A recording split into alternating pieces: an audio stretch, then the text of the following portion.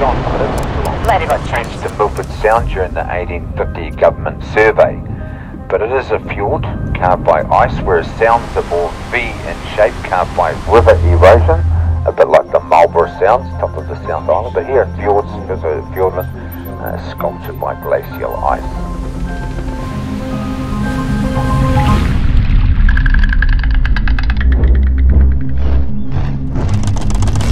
But at the time it was named, because fjord didn't exist in the English vocabulary, it was a Norwegian name.